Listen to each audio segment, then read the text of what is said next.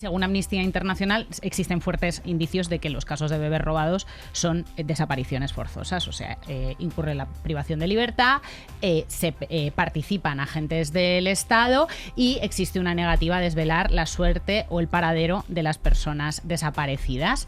Tenemos hoy con nosotras a Carmen López, que es periodista, responsable del área de medios de comunicación de Amnistía Internacional y es coautora del informe realizado en 2021, Tiempo de verdad y de justicia, vulneraciones de derechos humanos en los casos de bebés robados, en el que hay una fuerte perspectiva de género sobre este tema, porque claro, para que se dieran estas desapariciones, para que se dieran estos robos, lo que había era una moral de la época que amparaba que estos bebés fueran a parar a ciertas familias y fueran arrebatados de sus madres. ¿No es así, Carmen? Sí, efectivamente. Cuando empezamos a hacer la investigación en Amnistía Internacional nos planteábamos que más allá de que quienes son las principales afectadas de este tipo de delitos son las mujeres, pues teníamos que ver qué es lo que había pasado para que esa situación se produjera.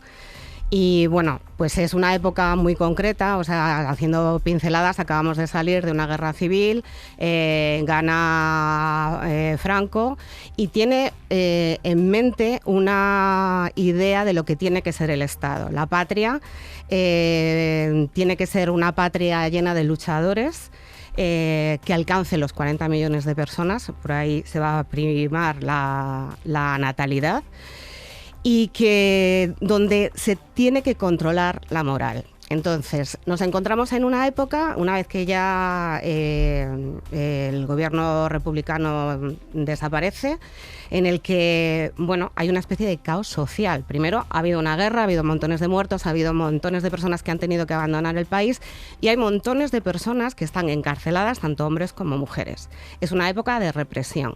Pero a la vez que hay una época de represión, se ponen en marcha una serie de leyes o se anulan las que estaban en marcha durante la República, pues para controlar esa moralidad y marcar un poco la imagen de lo que tiene que ser el régimen franquista de ahora en adelante, ¿no? Pues algunas de las leyes, por ejemplo, se anula la ley del divorcio, con lo cual personas que estaban casadas se encuentran con que ya no lo estaban, que han tenido hijos después de un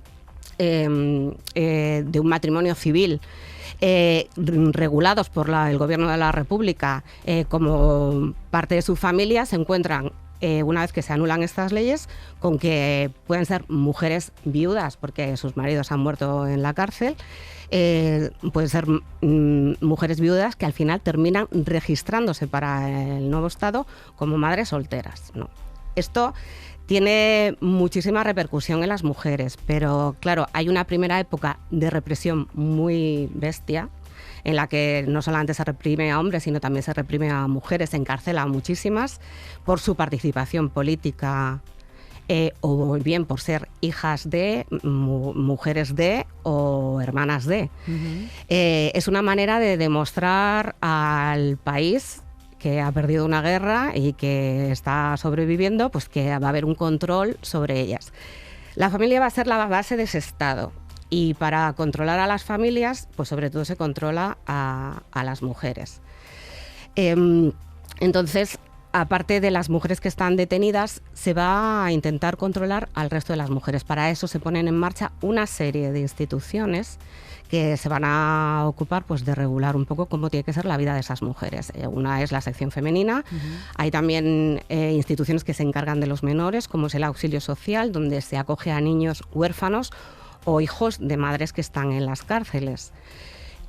Porque al principio las madres pueden ir con sus hijos. Hay muchos testimonios, porque hay bastante información relacionada con aquella época, hay muchos testimonios de que hay mujeres que están embarazadas, que llegan a la cárcel, que son condenadas a muerte y que no se las ejecuta hasta que su hijo no ha nacido.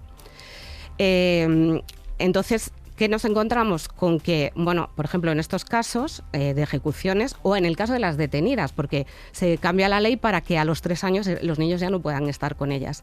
Muchas de estas mujeres no tienen familia, porque o bien han muerto o bien también están detenidos y demás. ¿Qué pasa con esos niños? Pasan a instituciones. Si tienen familias pueden reclamarlo, pero no siempre pasa. Entonces ahí sí que hay un momento en el que hay instituciones como las penitenciarias, como organismos como Auxilio Social o como la sección femenina que se va a encargar de la educación de cómo tiene que ser la mujer del régimen, bueno, que van a estar controlando intentando aplacar a esas mujeres que serán la base, como decían algunos líderes de la época, ¿no? Las madres de los soldados de España, ¿no?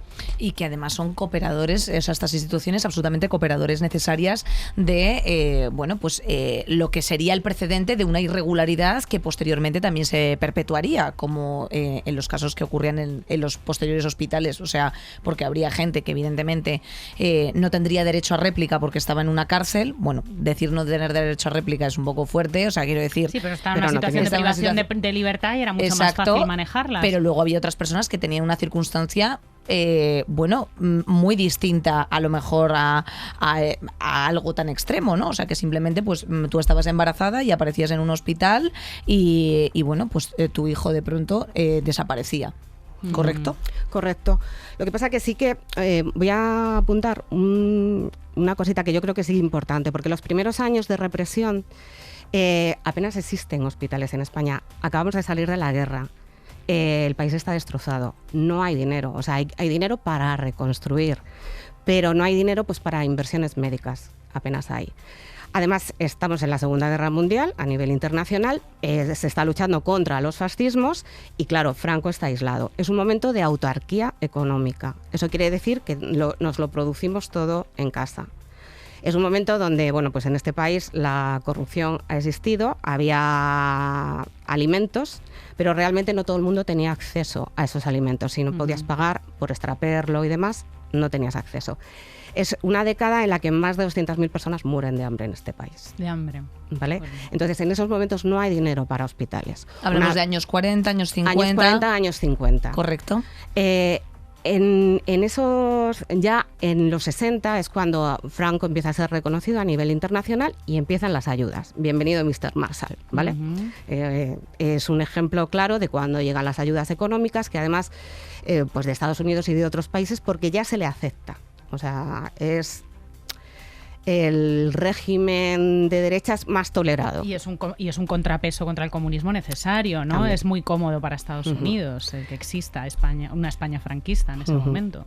Entonces, en ese momento empiezan a llegar ayudas económicas y sí que se invierte en la creación de centros hospitalarios y de maternidades, cosa que es positiva, o sea, no está mal. Desde 1939 hasta el 63 es cuando se pone en marcha todo este estudio del niño sano español, el trabajo por España y el niño sano español.